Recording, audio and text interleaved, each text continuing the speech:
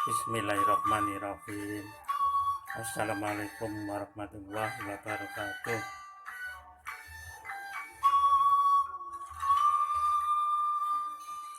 Hari ini kita membahas pelajaran bidang studi sejarah Indonesia dengan topik zaman praaksara. Apa itu zaman praaksara? Yaitu suatu zaman di mana manusianya belum mengenal tulisan. Ya, jadi manusianya yang hidup pada masa itu belum mengenal tulisan. Itu definisi dari zaman praaksara. Nah, nanti setelah pembelajaran ini nanti diharapkan tujuan dari pembelajaran ini diharapkan kamu nanti bisa menjelaskan, bisa mendeskripsikan yaitu masyarakat zaman Batu Tua atau Paleolitikum. Zaman bisa mendeskripsikan masyarakat zaman Batu Tengah atau Mesolitikum, bisa mendeskripsikan kehidupan masyarakat zaman Batu Muda atau Neolitikum, bisa mendeskripsikan kehidupan masyarakat zaman Batu Besar atau Megalitikum, bisa mendeskripsikan kehidupan masyarakat zaman logam. Kemudian juga nanti diharapkan nanti yang terakhir bisa membuat suatu makalah mengenai hasil peninggalan zaman batu dan logam yang masih ada sampai saat sekarang ini.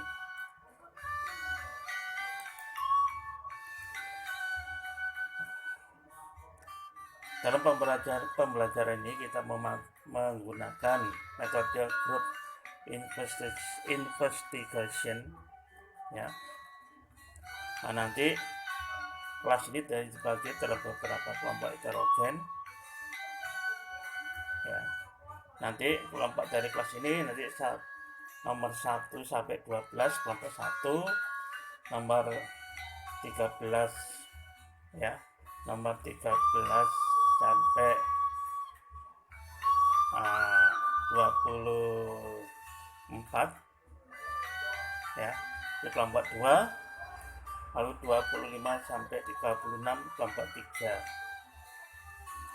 Ya, itu nanti masing-masing kelompok membahas materi yang sudah ada secara kooperatif berisi temuan-temuannya, ya. Nanti setelah selesai diskusi lewat juru bicaranya ketua, ya, juru bicara ketua menyampaikan hasil pembahasan kelompoknya. Nah, ini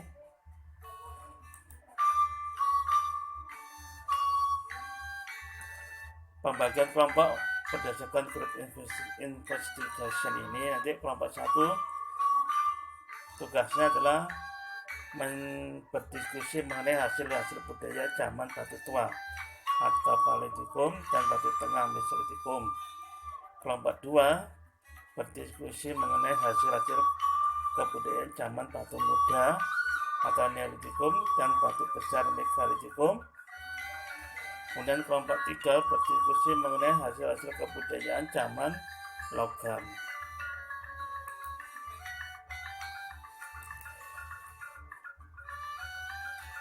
Baiklah, sekarang kita akan membahas materinya, ya. Sekilas kita bahas ini. Oke, ya. Ini kita bahas periodisasi masa praaksara.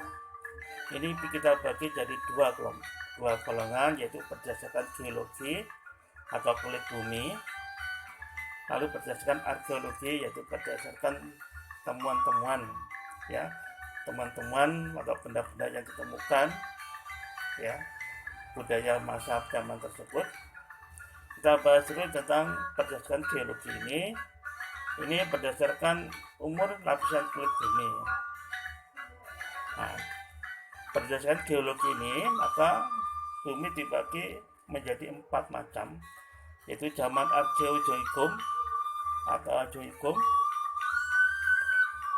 Artinya dalam zaman di mana belum ada kehidupan, ya.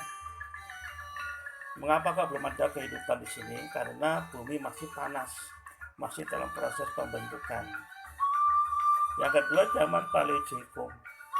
Paleo artinya pertama, Zoikum adalah kehidupan, artinya adalah zaman kehidupan pertama di bumi. Pada zaman ini mulai muncul kehidupan pertama di bumi, yaitu di tempat yang berair, ya, di tempat yang berair, dan binatang dan tumbuhan yang hidup pada masa itu masih dalam kategori tingkat sederhana. Contoh binatangnya adalah seperti amuba, bakteri, virus, dan sebagainya yang kecil-kecil. Mereka hidup di air. Sedangkan untuk tumbuhan yang hidup pada masa Paleozoikum ini adalah seperti lumut, ganggang, lumut, ganggang, seperti itu. Ini zaman Paleozoikum. Kemudian zaman yang ketiga adalah zaman Mesozoikum. Meso artinya tengah, atau zaman kehidupan pertengahan di sini. Pada zaman ini mulai muncul jenis-jenis binatang purba. Ya. Jadi bumi pada waktu itu dikuasai oleh binatang-binatang purba yang besar-besar seperti T-Rexaurus, Dinosaurus, T-Rexaurus, Dinosaurus, Hadrantosaurus. Ini mulai muncul kehidupan Mesozoikum. Kemudian yang keempat adalah zaman Neozoikum atau Genozoikum. Neo artinya baru atau zaman kehidupan yang baru. Pada zaman ini mulai muncul binatang-binatang reptil, binatang-binatang menyusui, ya, termasuk manusia, mulai muncul pada zaman Neozoikum ini. Itulah sekilas tentang berdasarkan geologi bumi. Kemudian berdasarkan arkeologi, yaitu benda-benda yang ditemukan arkeologi. Di sini adalah ini kita bagi jadi beberapa zaman. Pertama, Paleolitikum. Paleo itu artinya tua, itu artinya batu, zaman batu tua. Maksudnya bagaimana? Maksudnya adalah pada zaman ini manusia yang hidup pada zaman ini, alat yang dipakai masih kategori terbuat dari batu yang kasar, seperti kapak genggam, koper, ya, kapak perimbas. Dan zaman Mesolitikum. Meso artinya tengah, itu batu, yaitu zaman batu tengah. Pada zaman ini teknologinya agak lebih maju lagi dibandingkan Paleolitikum. Pada zaman ini alat yang dipakai sudah diasah lebih halus, seperti kapak genggam yang sudah dihaluskan, kapak perimbas yang sudah dihaluskan. Seperti ini.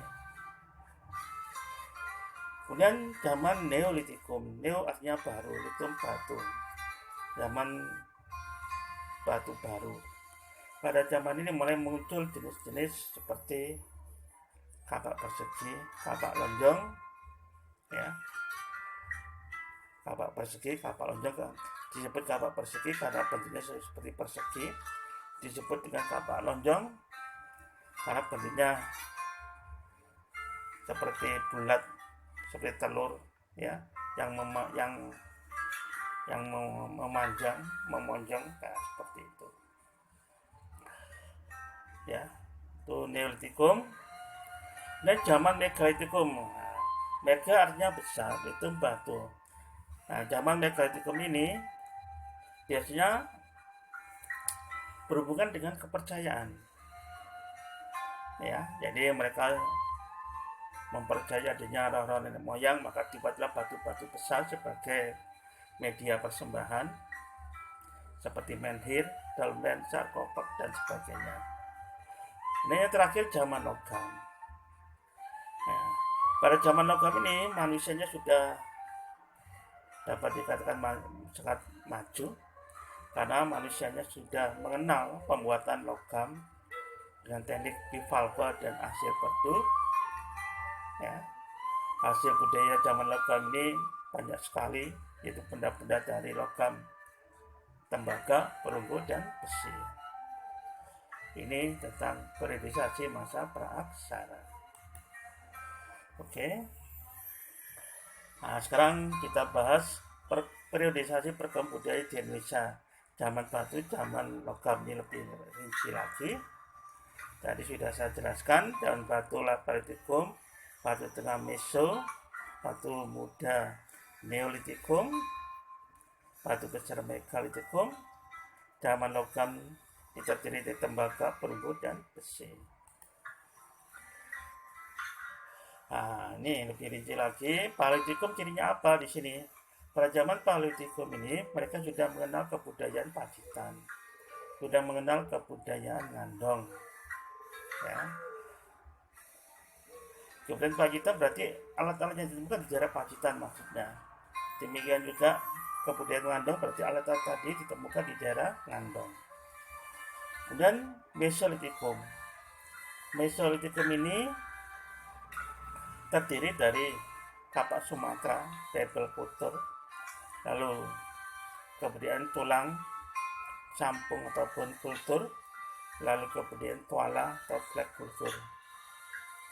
Neolitikum ini mengenal kapak persegi dan kapak lonjong.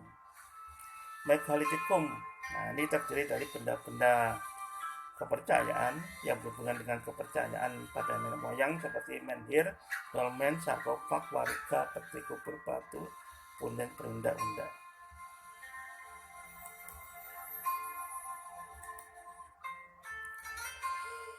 Kita bahas tentang zaman batu tua atau Paleolitikum. Ini kita lihat di sini ciri-cirinya ya.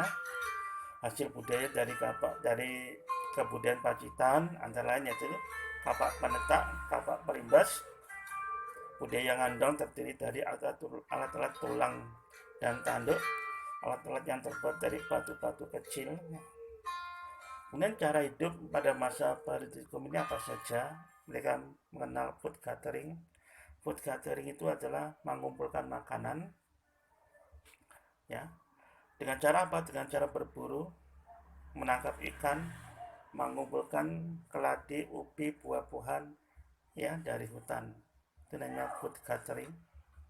Lalu kalau mereka di situ di tempat tersebut sudah habis, maka bahan sumber makanannya mereka pindah ke tempat baru. Istilahnya dikenal dengan istilah nomaden, berpindah-pindah tempat. Jadi mereka berpindah biasanya tergantung dari ketersediaan makanan yang ada di alam, dan biasanya mereka mencari tempat yang dekat dengan aliran sungai. Ya, mengapa kok mereka mencari tempat dekat dengan aliran sungai? Karena di tempat aliran sungai banyak sekali sumber-sumber makanan. Ya, contohnya misalkan di sepanjang aliran sungai pasti tanahnya subur. Tanahnya subur, maka di situ banyak tanaman. Nah, dari tanaman bisa diambil buah, bisa diambil ubi, bisa diambil biji dan sebagainya. Kemudian di sungai tadi bisa diambil ikan, bisa diambil kerang, ya. Kemudian juga di sepanjang alur sungai pasti banyak binatang. Nah, itu bisa binatang-binatang itu bisa untuk diburu, ya. Itu jadi mereka hidup biasanya mencari kehidupan di dekat aliran sungai. Nah, jenis manusia pendukungnya yaitu Meganthropus palejavanicus. Meganthropus palejavanicus artinya manusia raksasa dari Pulau Jawa. Pithecanthropus erectus artinya manusia yang sudah berdiri tegak, ya, manusia kera yang sudah berdiri tegak. Lalu Pithecanthropus robustus yang bersama dengan erectus. Lalu Pithecanthropus mojokertensis karena ditemukan di daerah Mojokerto. Homo solensis karena ditemukan di Solo. Homo wajakensis karena ditemukan di Wajak. Hasil kebudayaan zaman batu tua atau Paleolitikum sini. Nah, ini bisa lihat contoh gambar-gambarnya.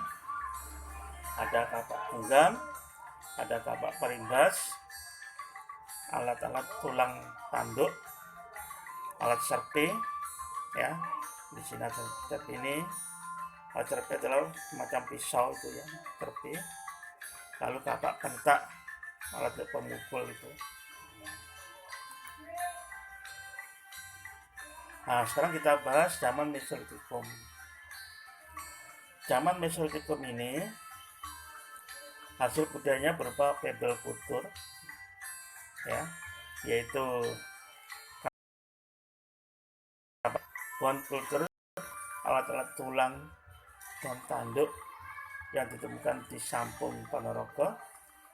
Flex itu macam alat serpi kecil-kecil.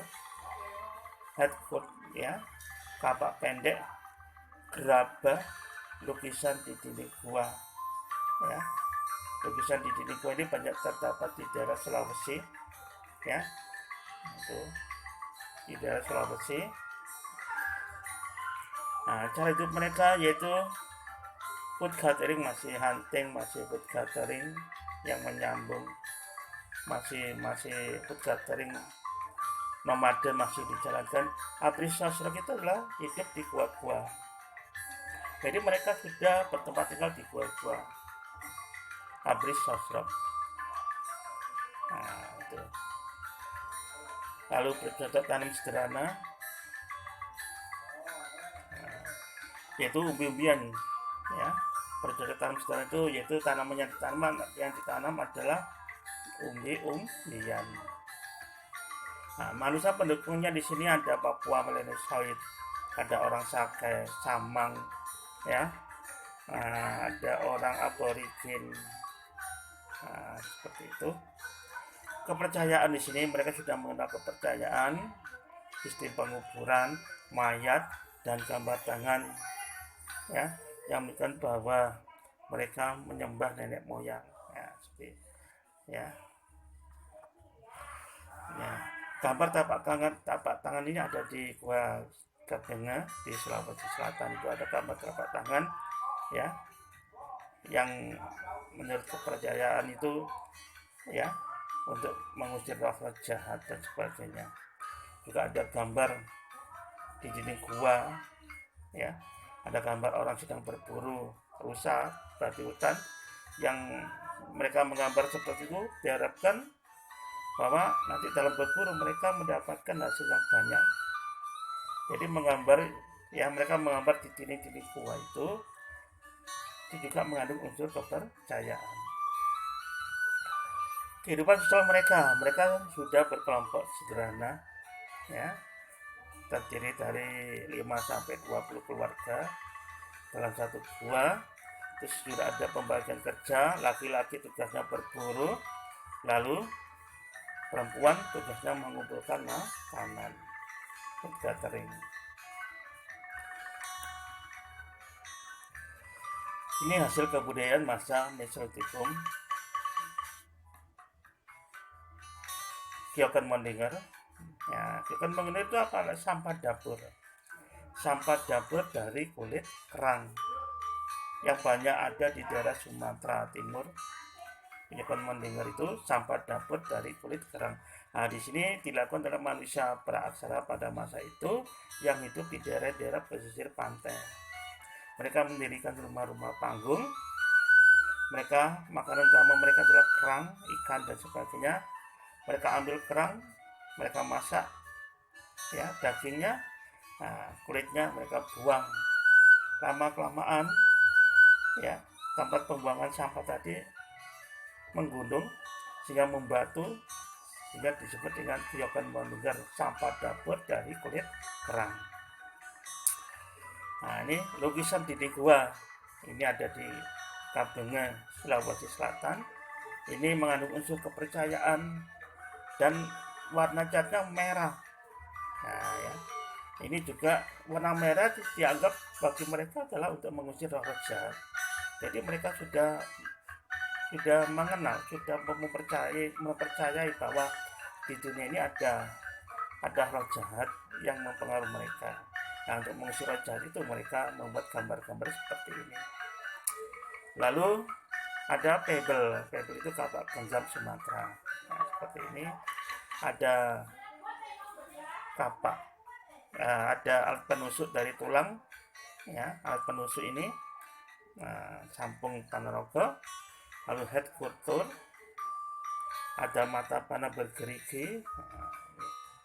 Ini adalah hasil kebudayaan masa Mesolitikum. Kehidupan masyarakat zaman batu muda atau Neolitikum. Hasil budaya mereka adalah kapak lonjong, kapak persegi, kapak bahu, tembikar, gerabah, perhiasan. Nah, kemudian cara kehidupan mereka yaitu food producing. Food producing berarti mereka sudah menghasilkan makanan sendiri. Mereka tidak lagi food gathering. Mereka sudah food producing dengan mengolah lahan, ya, bercocok tanam tingkat sederhana. Lalu sudah bertempat tinggal menetap. Mereka membentuk rumah-rumah, juga membentuk semacam perkampungan juga. Mereka juga berternak, bercocok tanam dan sebagainya. Nah, jenis manusia di sini adalah Proto Melayu ini dari Indochina, ya, dari Indochina yang datang ke wilayah Nusantara sekitar tahun 2000 sebelum Masehi. Nah, nanti mereka membentuk suku-suku yaitu suku Nias, Toraja, suku Sasak, suku Dayak. Ya, ciri mereka adalah kulitnya kuning, matanya sipit, rambutnya hitam lurus. Nah, itu adalah manusia Proto Melayu.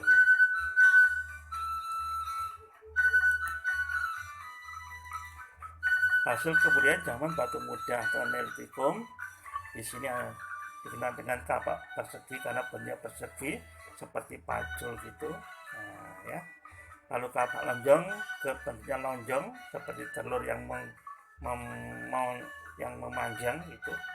Tembikar atau gerabah, di perhiasan kalung, gelang dan sebagainya. Ini perhiasan ini dari kerang, kebanyakan dari kerang-kerang itu. Nah,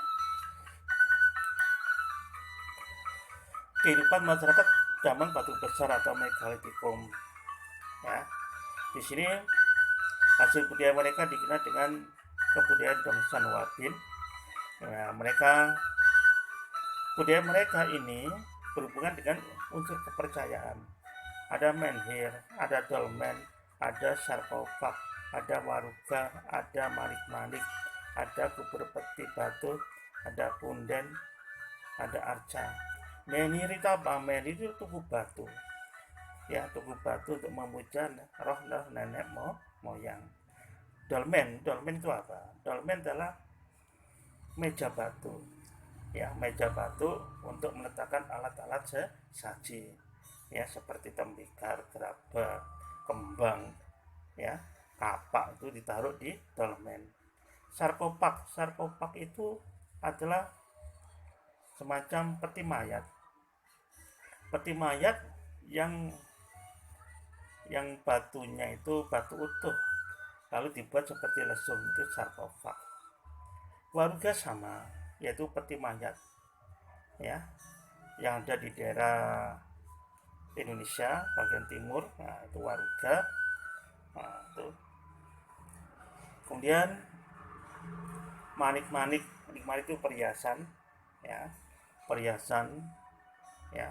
Manik-manik bisa dibuat dari batu, bisa dari kerang juga bisa.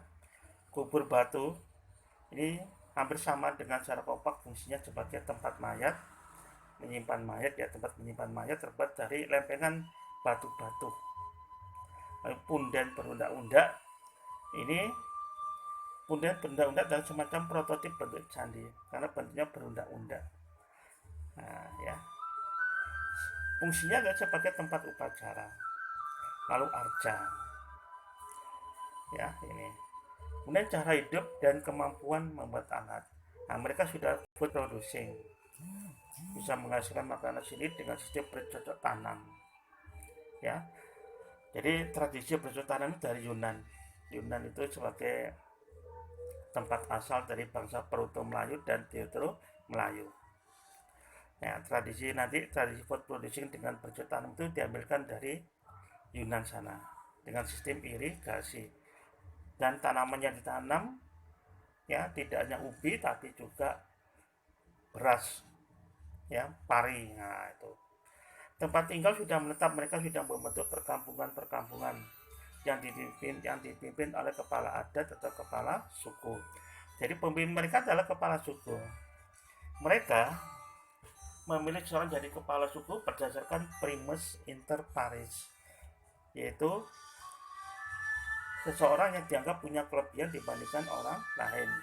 Kelebihannya bisa karena badannya yang besar, bisa karena ilmunya yang lebih tinggi dari yang lain, bisa karena bijaksana, bisa karena pandai membaca mantra, bisa karena pandai memimpin upacara. Nah, mereka yang punya kelebihan tadi dijadikan kepala suku. Itu dikenal dengan istilah primus inter pares. Lalu bercocok tanam. Nah, tanamannya tanam tidak hanya ubi tapi juga padi. Nah, lalu beternak, ada peternak sapi, peternak unggas dan sebagainya. Nah, nelayan, mereka sudah mengenal perahu bercadik di sini. Pada masa praksara, nenek moyang kita sudah sampai belajar ke Formosa di Asia Timur, juga belajar ke Madagaskar di Afrika Barat sana. Mereka juga mengenal alat dari gerabah, juga membuat rumah panggung. Nah, jenis manusia penduduknya di sini adalah manusia Proto Melayu. Ya, Proto Melayu yang berasal dari Yunan. Ya, jadi bangsa Yunan yang ada di Indonesia itu datang ke Indonesia melalui dua gelombang. Gelombang pertama dikenal dengan bangsa Proto Melayu tahun 2000 sebelum Masehi. Bangsa kedua dikenal dengan Deutero Melayu sekitar 1500 sebelum Masehi. Nah, bangsa Proto Melayu ini sekarang menjadi suku Nias, suku Dayak, suku Sasak, suku Toraja. Mereka punya ciri fisik, kulitnya kuning, langsat, matanya sipit, ya, rambutnya hitam lurus, nah, seperti ini. Nah, ini benda-benda megalitikum atau batu besar. Ini contoh menhir, contoh peti kubur, lempengan batu, tengah. Nah, ini ada juga lempengan batu sebagai dasarnya. Nah, ini lubang untuk mereka lihat. Nah, ini sarkofag, lempengan dari batu utuh yang bentuknya seperti lesung. Ini sarkofag. Ini dolmen, meja batu. Ya, meja batu untuk meletakkan benda-benda sesaji. Nah, ini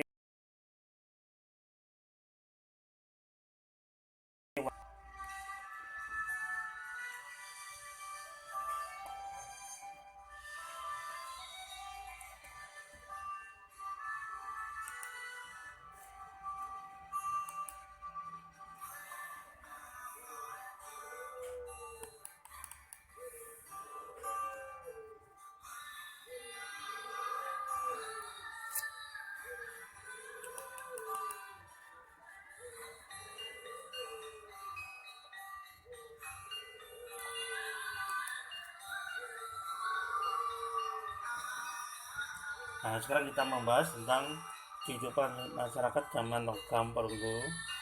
Nah, di sini ada hasil-hasil kebudayaan perunggu, ada perhiasan, ada manik-manik, bejana perunggu, candrasa, moko, kapak jorong, budaya bangsan. Cara hidup mereka adalah mereka sudah mengenal teknologi pertukangan, muncul daerah produsen dan daerah konsumen, timbul perdagangan barter. Nah, pendukung kebudayaan ini yaitu orang-orang Deutero Melayu. Ini benda-benda logam, ada kapak corong, disebut dengan kapak corong karena bentuknya seperti corong. Nah, ini nekara seperti dandang yang dibalik. Ini untuk upacara. Moko ini adalah nekara yang kecil. Ini kapak candrasam. Nekara moko ini biasa digunakan untuk upacara termasuk kapak corong. Nah, ini alat-alat perunggu.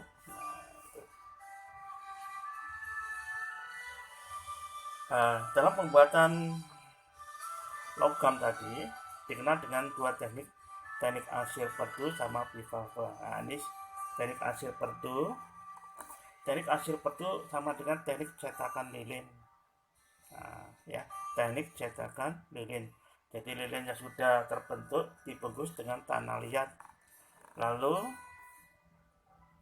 diberi lubang bagian bawahnya, lalu dibakar, maka otomatis tanah liat tadi keluar lewat lubang tadi. Nah, setelah kanalnya tadi keluar melalui lubang tadi, maka lubang tadi diisi dengan cairan logam, lalu didinginkan, lalu sudah jadi. Ya, dipecah tadi, apa itu, pembungkus tanah tadi dibungkus, dipecah, sudah terbentuk. Teknik ini hasilnya maksimal, tapi kelemahannya alat cetaknya sekali pakai. Yang kedua adalah teknik bivalve. Bi berarti 2. Jadi teknik ini ada 2 alat yang sama persis digunakan dengan cara ditangkupkan. Nah, ini contohnya gambar apel dibuat dengan 2 macam alat, ditangkupkan lalu diisi logam, setelah dingin dilepas. Oke, coba kamu amati gambar ini.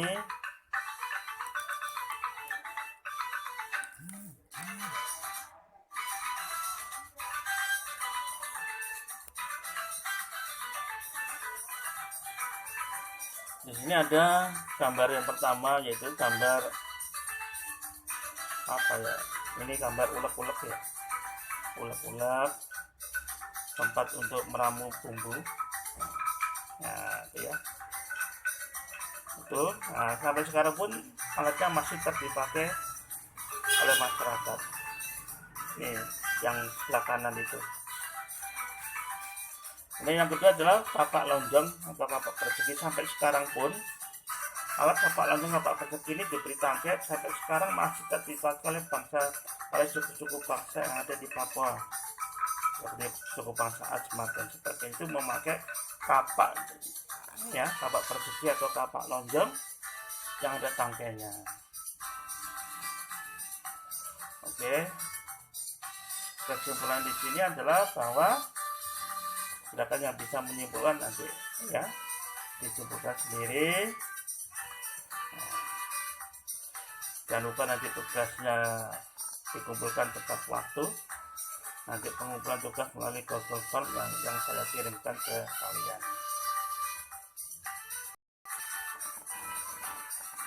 Hikmah yang dapat diambil apa kira-kira, bahwa kita harus berserah diri kepada Allah, bahwa proses itu terus berkembang ya.